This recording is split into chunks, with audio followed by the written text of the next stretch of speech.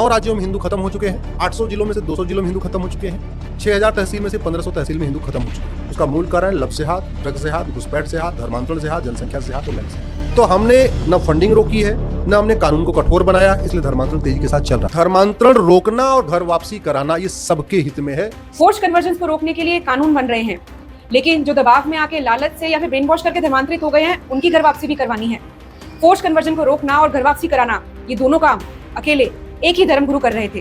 भारत रत्न, सबके लोकप्रिय भूतपूर्व प्रधानमंत्री श्री अटल बिहारी वाजपेयी जी ने जिनके लिए कहा, पूज्य बापू जी सारे देश में भ्रमण करके जागरण का शंखनाद कर रहे हैं, वो सर्वधर्म समभाव की शिक्षा दे रहे हैं, संस्कार दे रहे हैं। हमारी जो प्राचीन धरोहर थी और जिसे हम लगभग भूलने का पाप कर बैठे थे, उस धरोहर को फिर हमारी आंखों के आगे, और ऐसी आंखों के आगे जिसमें उन्होंने ज्ञान का अंजन लगाया है, ऐसी आंखों के आगे रख, जहाँ तक ऊपर चढ़ाया है वहाँ मैं बना रहूं, इसकी चिंता भी बापू जी को करना पड़ेगी।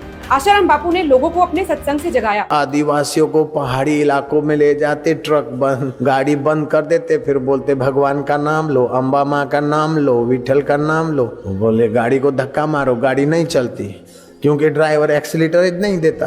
फिर बोले ये सब भगवान कच्चे झूठे, हमारा यीशु भगवान सच्चा है, उसकी शरण जाओ। हे यीशु भगवान हम तुमको मानते, ऐसा बोलो और धक्का मारो।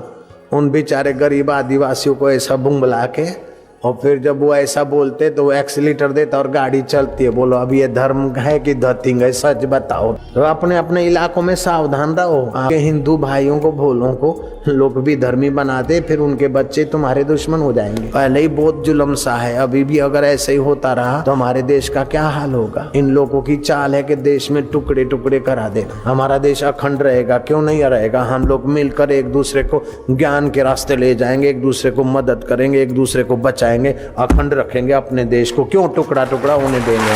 उन्होंने भजन करो भोजन करो दक्षिणा पाओ योजना चलाई, जिसमें लोगों को भोजन, पैसे और रोजमर्रा में काम आने वाली चीजें दी जाती थी, ताकि वे चंद पैसों की लालच में धर्मांतरित न हो जाएं और बिना किसी दबाव के अपने धर्म में ही रह सके। लव जिहाद के लिए भी हिंदुओं को अलर्ट करने वाले सबसे पहले आशाराम बापू ही थे, क्योंकि वे जानते थे कि धर्मांतरण रोकने का केवल एक ही रास्ता है, और वो है सनातनियों को अपने धर्म की इंपॉर्टेंस समझाना, उसकी महानता समझाना और उनकी मदद करना। इनके संपर्क में आने वाले लोग धड़ल्ले से अपने धर्म के प्रति लौट आते थे, लेकिन फिर क्या हुआ ये तो हम सब जानते ही हैं। उन्होंने संतों को, साधु संतों को एक करने की कोशिश की, हिंदू समाज को एक करने की कोशिश की, वेद और शास्त्रों का उपदेश दिया।